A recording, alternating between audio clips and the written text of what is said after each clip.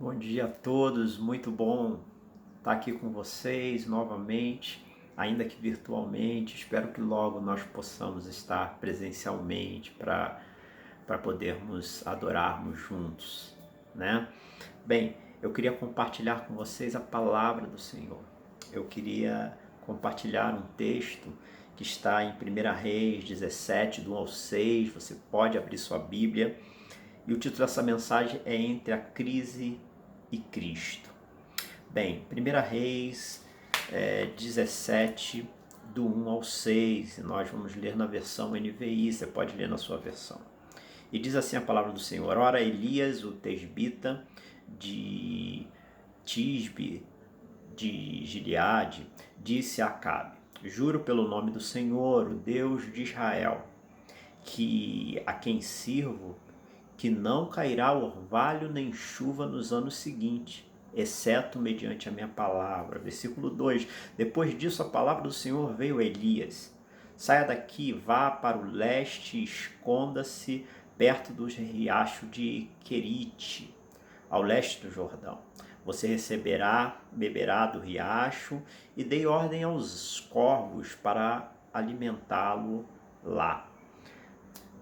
E ele fez o que o Senhor lhe tinha dito. Foi para o riacho de Querite e a leste do Jordão, e ficou por lá. Os corvos lhe traziam pão, carne de manhã e à tarde, e ele bebia água do riacho. Vamos orar?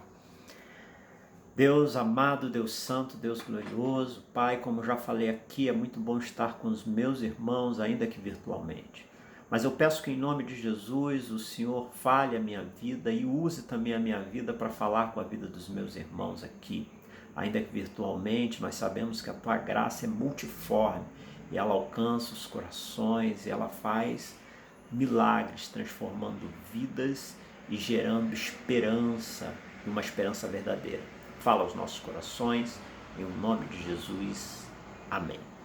Amém. Esse é um texto que eu quis compartilhar porque tem realmente ardido no meu coração essa questão de por que os profetas nascem, como que eles surgem, homens e mulheres que fazem a diferença na sua geração, no seu tempo. Por isso eu queria compartilhar muito isso com vocês, abrir o meu coração com vocês aqui. Bem, deixa eu contar uma história para vocês. Em janeiro de 1863, assinada pelo presidente então Abraham Lincoln nos Estados Unidos, a emancipação ela acontece, e essa emancipação acontece para a libertação de 4 milhões de escravos negros que estavam vivendo nesta situação ali nos Estados Unidos. Bem, mas esses escravos, 4 milhões de escravos, ainda tem que esperar 2 anos. Só em 1865 é que aí nos Estados Unidos, no Congresso, é decretado realmente a lei que era proibido fazer pessoas escravas. 2 anos depois que Abraham Lincoln assina é que esses escravos são libertos. Bem, a humanidade, diante do homem pecador, ela vive momentos de sofrer com a injustiça do próprio homem contra outro homem. Mas são nesses momentos em que a gente fica feliz de ver testemunhos de pessoas, homens e mulheres, que pagam um preço para que a justiça possa prevalecer contra a injustiça. E é assim que muitas vezes nós vemos testemunhos maravilhosos. E é assim que na palavra de Deus também homens arriscam suas vidas, ou homens usam os seus dons para que a cultura do reino de Deus possa avançar. Mas enquanto Jesus não vier, nós ainda viveremos nessa terra o já e o ainda não. Coisas que já avançaram e outras não. Na questão da briga ou da luta contra o preconceito racial, por exemplo, que é uma das lástimas da humanidade, nessa luta nós tivemos muitas barreiras que foram quebradas. mas nós vemos sombra na história de muitas coisas que aconteceram que hoje, graças a Deus, nós olhamos e achamos como que isso pôde acontecer. Nós temos, só depois de muitos anos no Brasil, 1888, quase 20 anos depois, que é assinada a Lei Áurea, também é proibido agora escravizar pessoas. Mas só que o que acontece? No decorrer dos anos, muito preconceito, muita diferença ainda acontece no nosso dia a dia também hoje. E pessoas se levantam para defender e dar voz àqueles que não têm voz. Nos Estados Unidos, por exemplo, em 1890, o que acaba acontecendo? Acaba acontecendo que uma lei ela é assinada, e agora essa lei que era iguais, mas separados, a segregação racial, em 1890. Então as pessoas agora, os negros, eles não eram mais escravos, mas sofriam preconceitos, os seus direitos eram cerceados. E o que acontece? Por anos e anos, muitas dessas coisas eram sofridas na pele, pessoas sendo perseguidas. E justamente quando acontece algo que muda a situação numa cidade dos Estados Unidos, que eu queria compartilhar com você, que é justamente o caso de Rosa Parks, em Montgomery. O que acontece? Em 1955, uma mulher negra de 42 anos, costureira, voltando para sua casa, ela é presa. E ela é presa porque não levanta para dar lugar a um homem branco. O que acontecia naquela época, já em 1955, ainda em 1955? Os ônibus, eles tinham os lugares da frente para os brancos e os lugares para trás para os negros. O que acontece? Rosa Parks, muito cansada, ela paga a sua passagem e vai sentar. E quando ela senta, começa a entrar pessoas no ônibus e de repente entra um grupo de brancos e não tem mais lugar no ônibus. O motorista vai até ela, pede para que ela se levante para dar lugar àquele homem branco, e ela estava já no limite dela de tanta injustiça, ela estava cansada e ela faz um ato considerado um ato de heroísmo. Ela decide não levantar do banco, ela decide requisitar os seus direitos de um ser humano, de uma cidadã. Então, o que acontece? Ela é presa, ela é levada para a prisão. Mas muitos ali sentem a dor de Rosa Parks.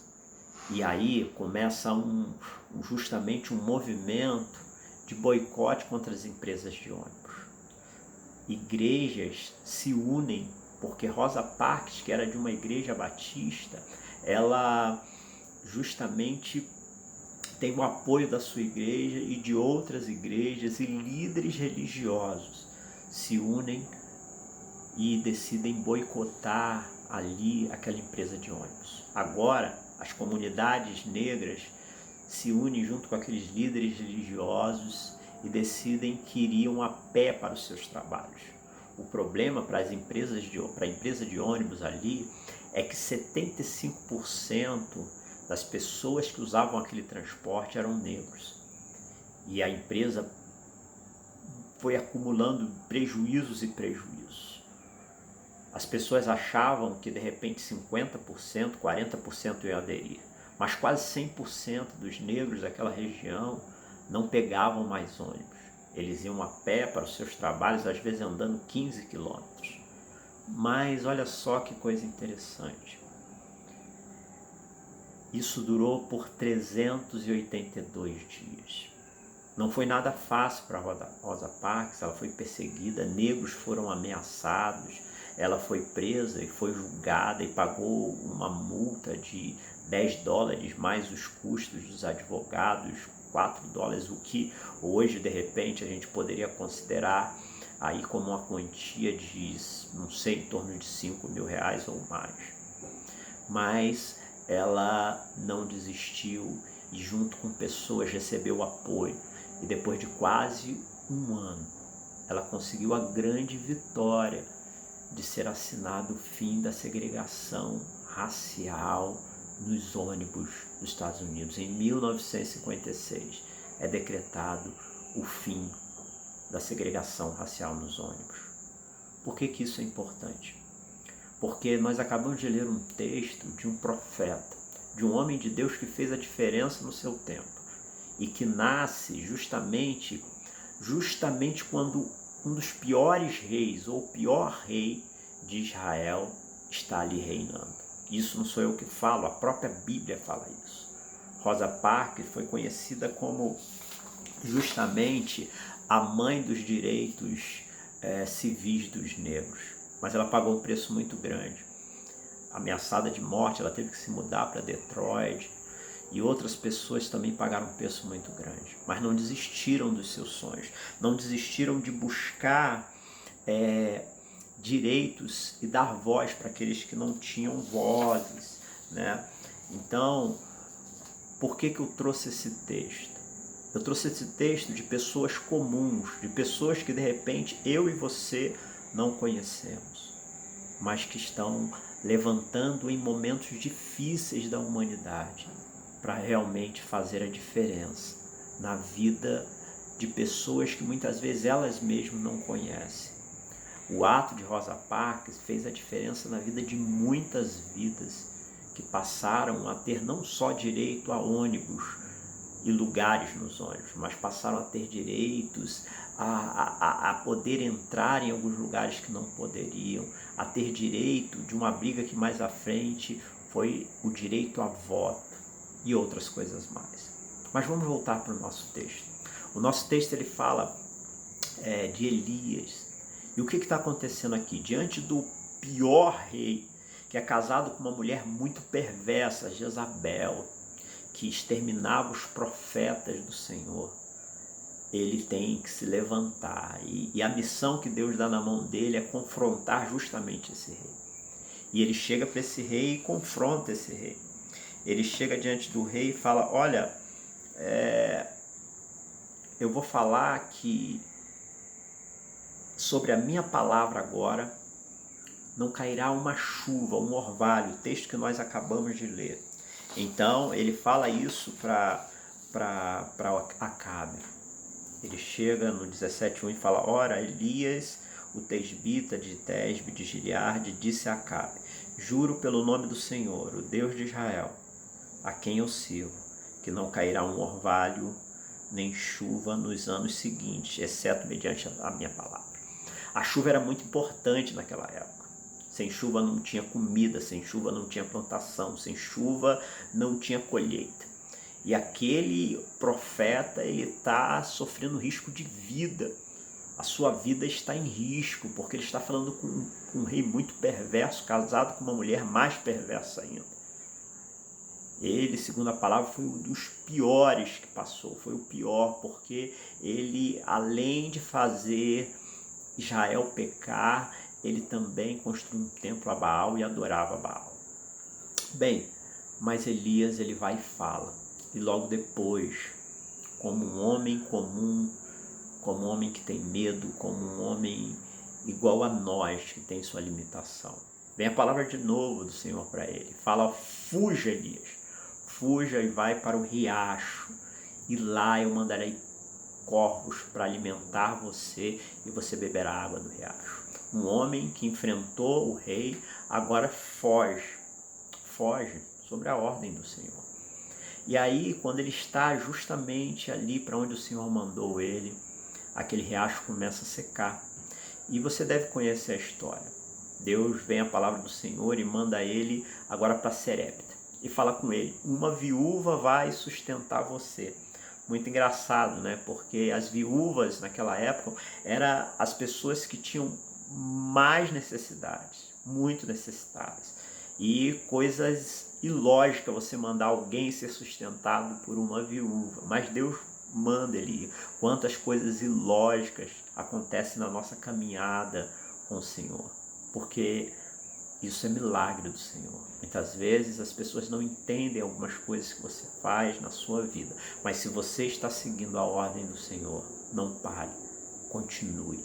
Bem, Elias prossegue e ele vai, faz o que o Senhor está mandando, e ele vai lá, encontra com aquela viúva. Você deve conhecer a história. Na realidade, aquela viúva não tinha praticamente nada, mas Elias faz um milagre na vida daquela mulher. Elias chega a atuar ressuscitando o filho daquela mulher que havia morrido também. E aquela mulher é usada para alimentar, para ajudar a alimentar Elias. Deus, ele faz coisas nas nossas vidas para mostrar que nós não estamos no controle, mas que ele está no controle de todas as coisas. Bem, o que acontece é que depois de 3 anos, Deus fala mais uma vez com ele. Vai lá agora e você vai diante de Acabe e eu vou fazer chover novamente. Muito louco isso, porque Elias, ele estava escondido e agora ele volta diante de Acabe. Ele volta diante de Acabe a partir de uma palavra do Senhor. E ele chega para Acabe e ele fala, olha, manda chamar todos os profetas de Baal. Só eu estou aqui como profeta do Senhor, manda chamar os 450. E você deve conhecer um acontecimento que ficou como um dos mais conhecidos na história do ministério de Elias, que é Elias contra os 450 profetas de Baal. Elias fala com os profetas de Baal, chama Baal e manda Baal mandar fogo, resumidamente, mandar fogo para consumir esse sacrifício que está aqui. E aí o que acontece? Elias fica olhando para aqueles profetas de Baal se cortarem, clamarem para Baal mandar fogo, e Baal não manda fogo. E logo depois, Elias vai lá, ora ao Senhor e pede, Deus, manda fogo. E Deus manda fogo do céu e queima aquele sacrifício que eles tinham colocado ali, que Elias tinha mandado jogar água e outras coisas mais. E aquele povo que está ali, eles falam, nossa, realmente, esse é um profeta do Senhor. Esse é um profeta de Deus. A maneira como Elias fala primeiramente, quando vai parar a chuva para Acabe, que não cairia mais chuva, isso é feito em forma de juramento. E juramento era a forma mais crítica ou a forma mais séria de se colocar diante de alguém alguma coisa naquele tempo. Então Elias está colocando Deus diante de Baal, Deus falando que não vai chover, diante de Acabe, que representava Baal, querendo que a chuva acontecesse. E quando Elias volta depois de 3 anos, ele não só fala que a chuva vai vir, mas ele desafia os profetas de Baal que estavam ali. E ele vence os profetas de Baal e ele extermina com os profetas de Baal. E fala com Acabe. Acabe manda preparar porque vai vir chuva. E ele ora ao Senhor e vem chuva. Um homem limitado como eu e você, num dos momentos mais críticos de Israel, ele é usado para falar que não haveria chuva, depois é usado para acabar com os profetas de Baal e também é usado para novamente vir chuva sobre Israel. O que acontece, Acabe, sabendo do que está acontecendo, vendo o que está acontecendo, ele conta para sua mulher, Jezabel, você deve conhecer essa história também. E Jezabel, quando escuta, fala, como assim? Como esse cara fez isso? Um homem que tinha enfrentado 450 profetas de Baal, tinha acabado com eles. Agora ele sofre uma ameaça de Jezabel. E você deve imaginar assim, agora ele vai enfrentar essa mulher. Mas você sabe, deve saber a história. Elias foge. Elias foge com medo de morrer. Como todos nós, Elias é um homem que tem medo. Elias é um homem que teve fome. Elias é um homem que ficou desanimado muitas vezes. Muitas das vezes somos e vivemos momentos muito difíceis na nossa vida. Momentos em que as crises tentam, de alguma forma, falar muito alto, em que o medo tenta tomar conta da nossa vida. Nós vivemos um momento em que as notícias muitas vezes nos deixam chateados. É quase impossível não falar desse momento de pandemia. O nosso país vive um momento onde é quase uma média de 1.000 mortes por dia. Nós não podemos nos conformar com isso. Mas muitas vezes essas notícias trazem medo, essas notícias trazem ansiedade. Nós perdemos amigos, amigos perderam seus empregos, amigos que estão até se recuperando. A maioria dos pastores, suas famílias, tiveram alguém da família próxima, da sua família nuclear. O próprio pastor Francisco ainda está se recuperando, porque foi contaminado com Covid. Bem, nós passamos por situações difíceis na nossa vida. Nós somos seres humanos. Os momentos de medo, os momentos de angústia, os momentos de desespero de Elias não diminuíram as vezes que ele foi usado por Deus e que Deus falou com ele. E muitas das vezes só saiu desse momento quando ouviu a voz de Deus. Então, uma das coisas que nós precisamos muito nesse tempo é ouvir a voz de Deus. Muitas vezes a crise tem tentado falar muito alto aos nossos corações. A crise ela tem tentado bombardear medo, bombardear angústia. Eu tenho que confessar para vocês, nessa caminhada eu tive momentos de tristeza. Eu tive momentos, às vezes, de desânimo, preocupação, medo. E às vezes ainda vem sobre o meu coração. Mas eu tento colocar isso diante do Senhor. Eu tento colocar isso diante do Senhor. Porque eu olhando para esses profetas, o próprio Elias, muitas vezes se sentia sozinho. Muitas vezes achava que era só ele que estava lutando aquela luta. Mas não. Ele precisou saber que muitos profetas não tinham dobrado seu joelho contra Baal. Então muitas vezes você que tem tentado fazer a diferença, você que não tem deixado de acreditar, você olha para o seu redor e você fala, nossa, eu sou o único. Não, você não é o único. É por isso que eu tenho a esperança de muitos se levantarem e fazer a diferença nesse tempo e nessa geração em que vivemos. No início da nossa fala, nós falamos um pouquinho sobre Rosa Parks. Talvez você não conheça, não conhecia a história dela, ou talvez você conheça. Aquela mulher não respondeu à crise, aquela mulher não respondeu ou se submeteu à crise. Porque muitas vezes responder à crise é nós seguirmos o fluxo. Muitas vezes é seguir o pensamento nas dificuldades que farinha pouco, meu pirão primeiro. O que quer dizer isso? Que na grande dificuldade só o mais forte que prevalece. Não, nós somos um povo que seguimos a Cristo. E a ordem de Cristo é o que prevalece, é o amor. Amá-lo e amar ao próximo como a nós mesmos. Por que eu estou falando isso? Porque justamente em momentos como esse, a nossa tendência é nos isolar. E quando eu falo isolamento, não estou falando isolamento físico só. Porque hoje nós temos como essa ferramenta aqui, algo que pode transcender, vamos colocar assim, a dificuldade que temos de termos que nos isolar fisicamente. Mas nós temos a nossa proximidade através das redes sociais, que nós podemos usá-la para glorificar a Deus. Sabe? Deixa eu falar uma coisa para você. Quem são os reis da nossa vida? Essa é a pergunta que eu me faço. Quem tem dominado o nosso destino e o propósito da nossa vida?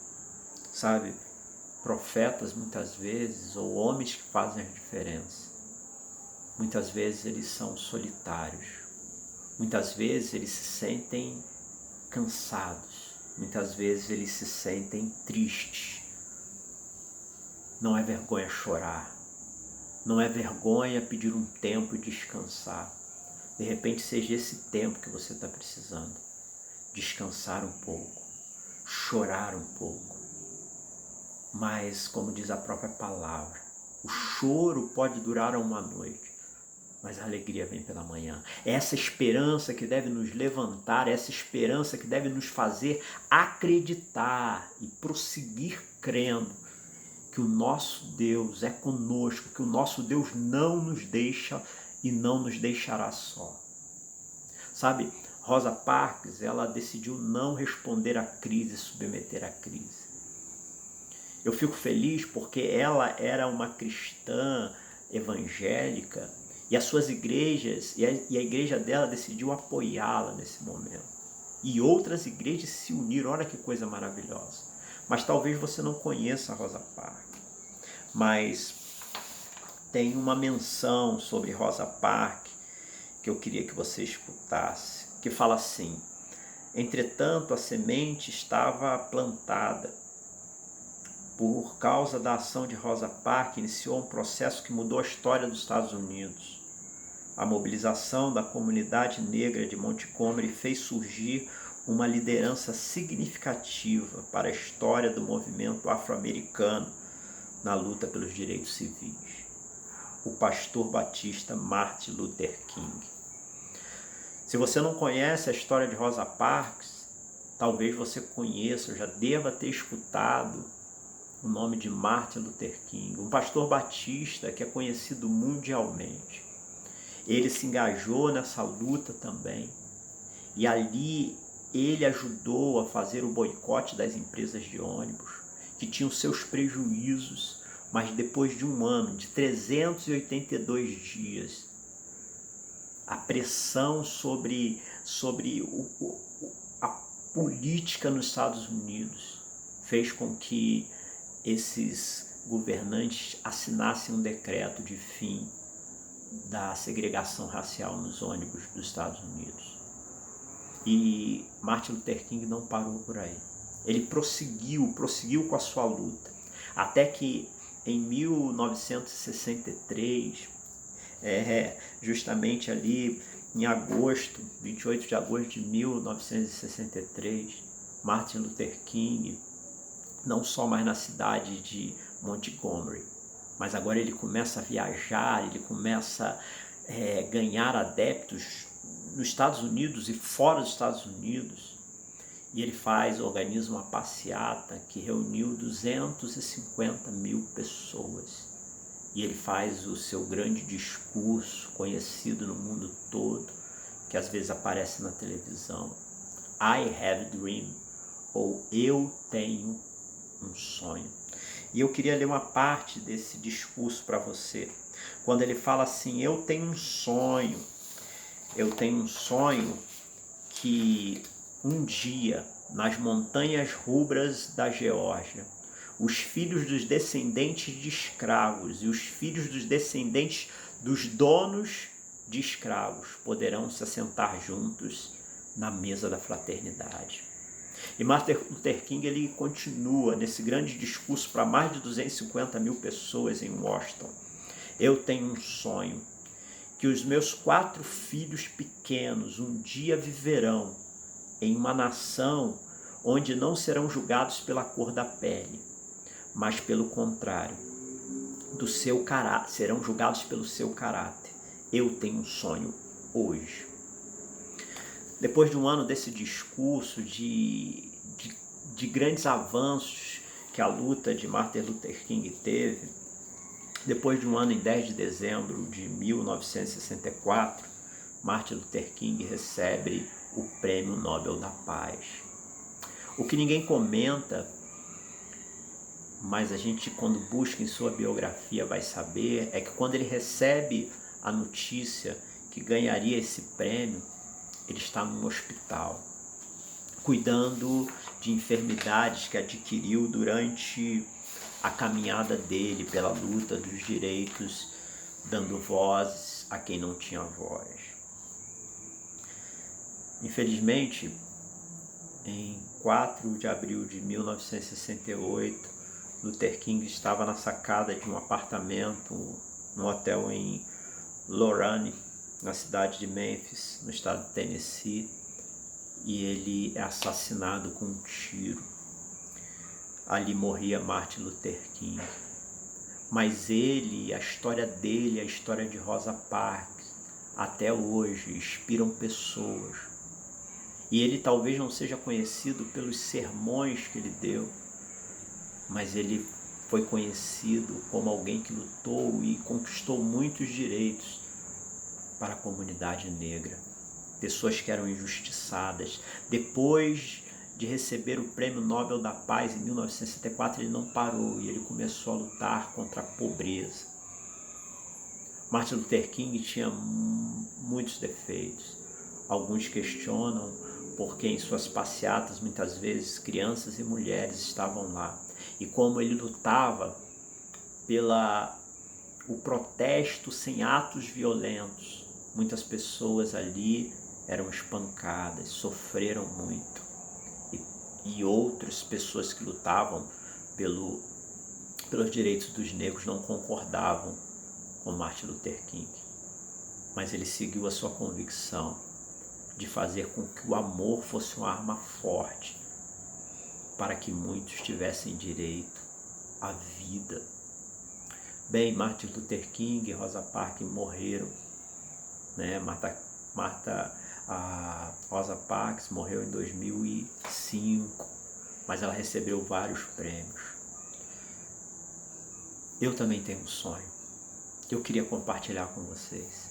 Eu tenho um sonho que nesses momentos difíceis que nós estamos vivendo, em que se levante homens e mulheres a começar de mim, em que não ouça a voz da crise, mas entre a crise e Cristo, possam ouvir a voz de Cristo, mandando ir consolar aqueles que choram, mandando ir libertar aqueles que estão cativos.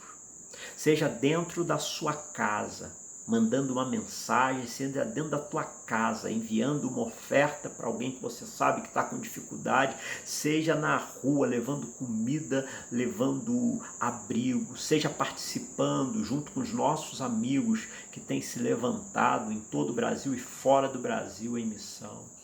Seja com a tua igreja local, seja nesta igreja local que tem também participado de ações para que a injustiça não prevaleça, mas que a justiça possa prevalecer e que o reino avance. Que homens e mulheres possam se levantar. De repente esse é o tempo que eu e você estamos esperando para fazer a diferença na vida de pessoas que estão ao nosso redor. Sabe, essa mensagem tem ardido muito no meu coração e talvez eu não tenha conseguido passar 10% do que eu queria. Mas eu peço que o Espírito Santo de Deus fale ao teu coração. Porque de repente, eu não sei se como Rosa Parks, alguém que muitos não conhecem, ou como Martin Luther King, você ao escutar isso esteja sendo levantado. Para não sozinho, mas junto com amigos, possa fazer a diferença. Sabe, eu tenho um sonho. E o meu sonho é que daqui a 10 anos, quando nós falarmos da pandemia, a gente possa ver nos jornais que grupos evangélicos, igrejas fizeram a diferença e foram importantes na luta de pessoas para ajudar pessoas que sofriam com a pandemia. Eu tenho um sonho, a começar da minha vida, que nós não vamos parar de sonhar, mas nós não vamos deixar em que a injustiça prevaleça contra a justiça. Estamos vivendo um momento muito difícil e talvez você, como Elias, não queria nascer naquele tempo. Eu não sei se Elias falou, poxa, podia ter nascido no tempo de Davi. Muitos falam, poxa, eu queria ter nascido no tempo de Jesus. Mas Deus não errou, Deus não erra. E você e eu nascemos no tempo que nós deveríamos nascer. Então eu tenho um sonho em que eu e você possamos ser usados por Deus. Eu sei que muitos já têm se levantado. Eu sei que muitos têm orado. Muitos têm consolado os que choram. Muitos têm buscado forças. Têm buscado ouvir a Deus para ter uma mensagem de esperança para aqueles que estão perecendo, estão desanimando. Você é alguém que pode fazer essa diferença. Antes de orar, eu queria terminar com duas frases de Martin Luther King. Uma das frases que me impactou muito diz assim: a escuridão não pode ser expulsa pela escuridão. Apenas a luz pode fazer isso. O ódio não pode ser expulso pelo ódio. Só o amor pode fazer isso. A escuridão não pode ser expulsa pela escuridão. Somente a luz pode expulsar a escuridão. O ódio não pode ser expulso pelo ódio. Somente o amor pode expulsar o ódio. Essa frase impactou a minha vida, eu espero que impacte a sua vida. Que nós devemos lutar, mas devemos lutar com as armas de Deus sobre a injustiça, trazendo voz, seja na segregação racial, no preconceito, seja naquele que tem fome, seja naquele que passa por dificuldade, seja naquele que nunca ouviu falar a palavra de Deus. E a outra frase, e essa realmente me levou muito a refletir, de Martin Luther King, quando ele fala assim: no final, não nos lembraremos das palavras dos nossos inimigos, mas do silêncio dos nossos amigos. No final, nós não lembraremos das palavras dos nossos inimigos, mas do silêncio dos nossos amigos. Sempre que nos reunimos aqui virtualmente, espero que logo nós estejamos presencialmente, nós gostamos sempre de lembrar. Por favor, lembre de alguém que a gente possa estar esquecendo. Mande uma mensagem. Fale com essa pessoa. Ore por essa pessoa. Se você não pode ir, você descobriu que tem alguém que não está sendo apoiado, nos avise. Uma igreja não é representada apenas por 4 paredes, mas a igreja invisível de Cristo é muito mais poderosa do que a igreja visível. E como igreja de Cristo, nós podemos ser levantados como profeta num tempo que não é nada bom, mas que outros possam ler sobre homens e mulheres da nossa geração que fizeram a diferença. Talvez não tenha o meu nome e o seu nome escrito nessas reportagens, mas você e eu saberemos com Cristo Jesus que participamos disso. Que Deus nos abençoe nesse tempo. Que, ou como Elias, ou como Paulo, que disse: o meu morrer é lucro e o viver é Cristo. Que nós possamos obedecer à voz de Deus e entre a crise e Cristo, que venhamos sempre decidir por Cristo. Vamos orar. Deus, obrigado, Senhor. Obrigado pelo teu amor, pela tua graça. Obrigado pelos meus irmãos que aqui estão. Espírito Santo de Deus, o Senhor sabe o quanto eu fui ministrado nesses dias por homens e mulheres com seu testemunho. Eles fizeram a diferença no seu tempo. E eu sei, Pai amado, que tem homens e mulheres que têm se levantado, Pai amado, em oração, têm se levantado em encorajar os irmãos que estão desanimando, têm se levantado e têm apoiado aqueles que estão enfermos. Pessoas que têm feito atos de generosidade, pessoas que muitas vezes têm contribuído porque elas não podem ir a tal região, mas elas contribuem para que outros possam ir. Pai, eu te agradeço, Pai amado, pela liderança e oro pela liderança dessa igreja local, todos que estão envolvidos em buscar viver a igreja do Senhor. Obrigado, Pai amado, e oro também por todos os membros, obreiros, Pai amado, que não têm desistido de viver a tua igreja, porque muitas vezes a forma convencional tem sido atacada ou não tem podido viver. Mas eles têm se reunido em salas de orações virtuais, eles têm mandado mensagem. Mas eu creio, Pai, que nós possamos ouvir a sua voz e ir muito mais além do que já temos ido. Nos ajuda, Senhor. nos ajuda a enfrentar o medo, nos ajuda a enfrentar a ansiedade, nos ajuda, Senhor, a avançar. Eu peço em nome de Jesus que o Senhor dê ânimo, que o Senhor cure, que o Senhor dê sonhos, que o Senhor dê ânimo, sabedoria e visão, para que todos nós possamos entender esse tempo e possamos ser usados como instrumentos seus, dada a tua graça, em nome de Jesus. Amém e amém. Amém, meus irmãos. Que Deus abençoe a sua vida grandemente. Que você possa refletir sobre essas palavras, pois eu preciso refletir. Que Deus abençoe, em nome de Jesus. Uma ótima semana.